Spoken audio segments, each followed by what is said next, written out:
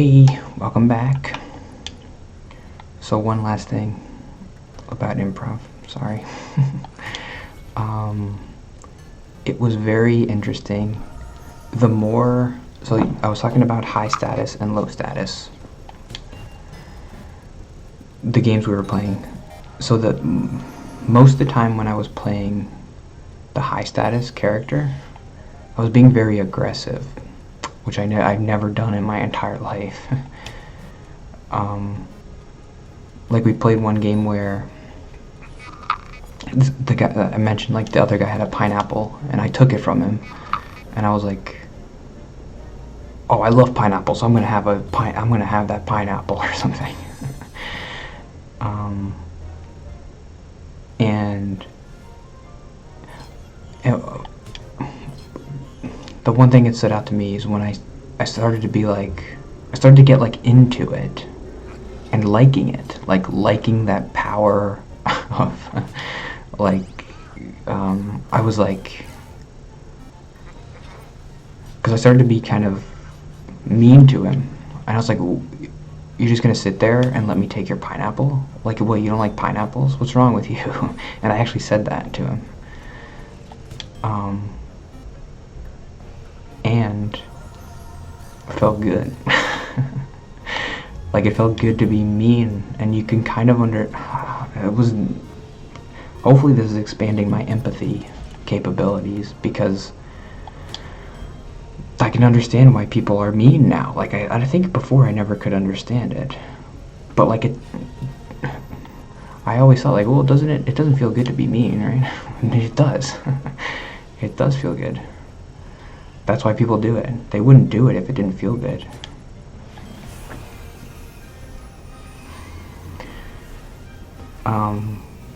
If I did it, I think the thing is you have to feel like the other person deserves it. And I never feel that way. But in that scene, I was playing a character who thought that the other person deserved it. So I was able to act that way. And it felt good to have that power over people. Oh, the power. I understand why people want power. It feels good. And I mean, what do the therapists say, right? Like, just do whatever feels good. Sometimes it feels like that's what they're telling me. Like, just do whatever you want if it makes you happy. But then they would say, "Oh, but if you're hurting somebody, don't do that."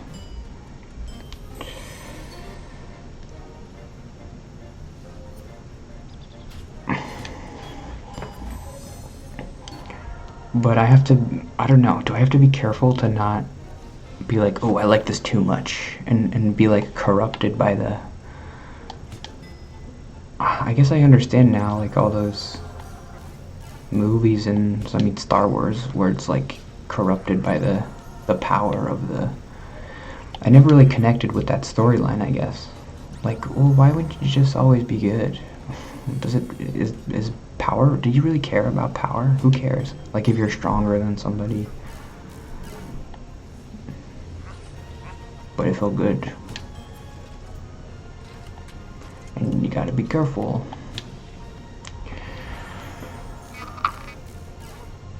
I had another point about the power thing, but I can't think of it. No one man should have all that power. How do I hit this thing?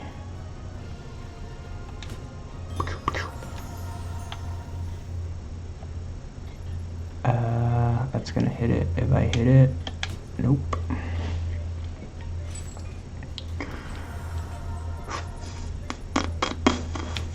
Okay, that's probably it for the... Okay, shoot. Oh. I'm willing to wait for it.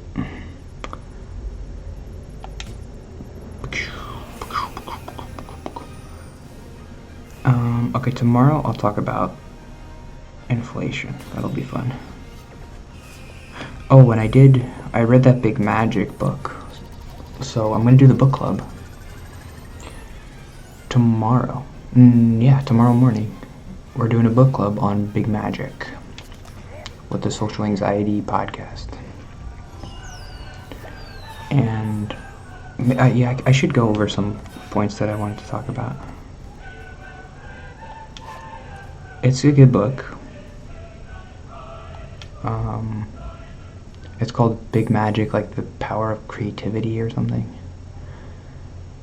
And it's about, the first half of the book is about like overcoming your fear and anxiety to put things out there, anything creative.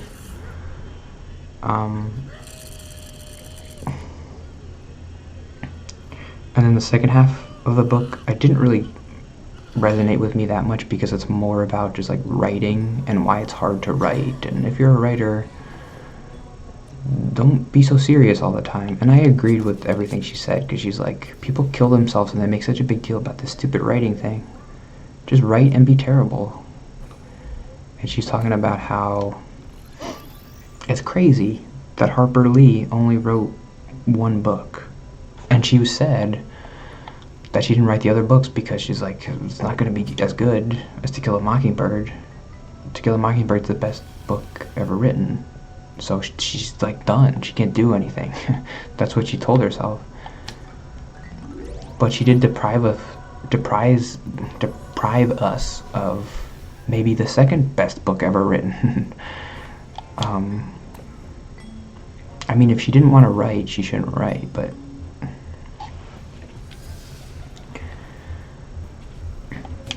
she would have written something, and it probably wouldn't have been Mein Kampf. It probably would have been something decent.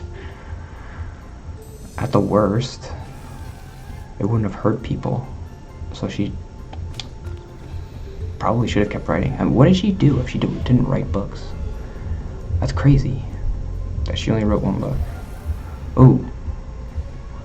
Oh, that's cool. Interesting. Where's my boy? Spooky Ball. That's kind of cool though. I like that.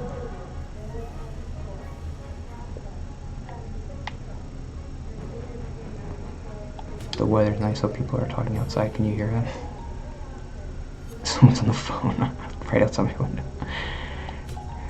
I gotta play that character next week in improv. The character who's like really loud and obnoxious on the phone in a public place. I love that character. He's the worst. Oh yeah, I'm just buying spaghetti. What kind of spaghetti do you like? Can you shut up?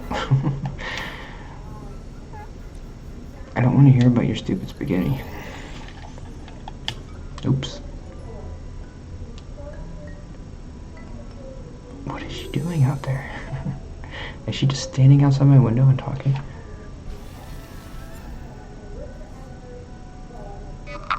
It's so distracting.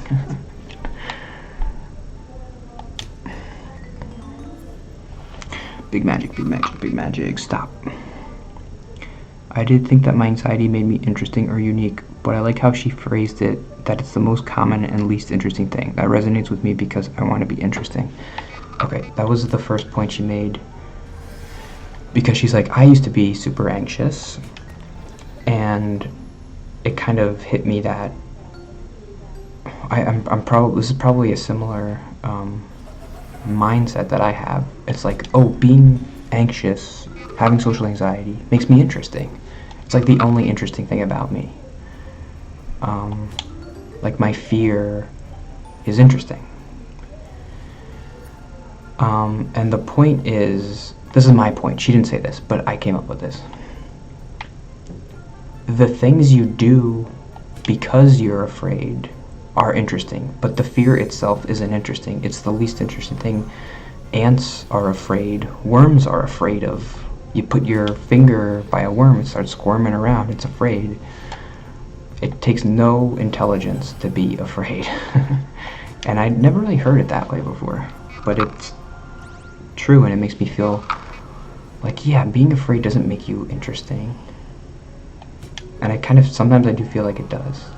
Like that's something that maybe was holding me back. I don't know.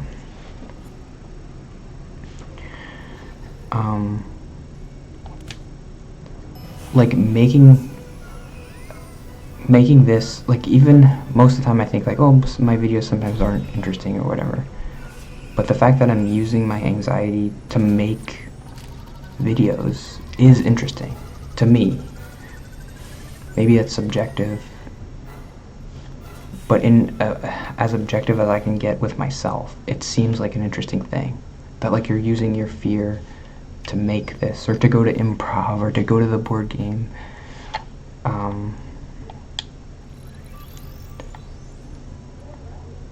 The things you make because you're afraid, or in spite of your fear, those are the interesting things, but the fear isn't interesting.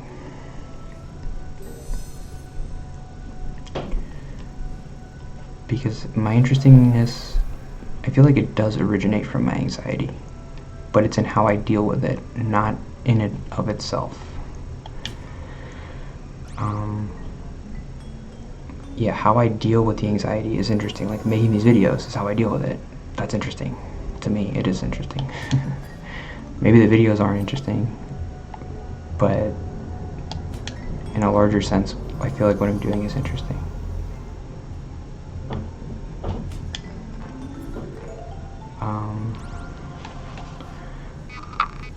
When I go to improv to talk and deal with anxiety, that's interesting, but not going to improv because I'm afraid is not interesting. Right. If I didn't go to improv because I was afraid of whatever, anxiety from people, that would not be interesting. That would be the least interesting thing in the world. It's what an ant would do if it was a human, because ants feel fear. It's what a monkey would do. The interesting thing is going despite your fear. And I want to be interesting, to feed my ego.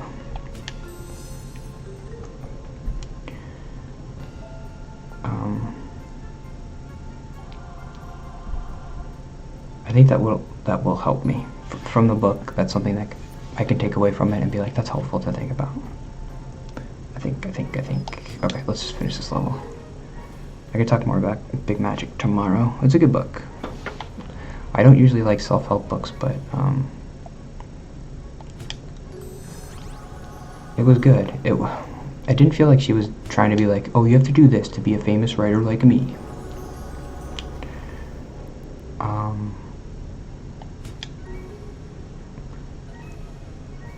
I'm not a creative person. I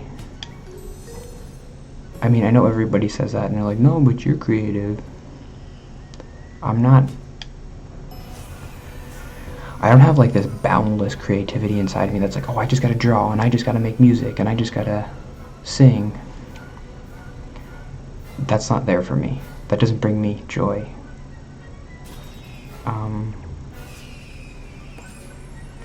But the book is still helpful even for non-creative people, because a lot of it is about overcoming fear and how creativity, it can be helpful in that, and like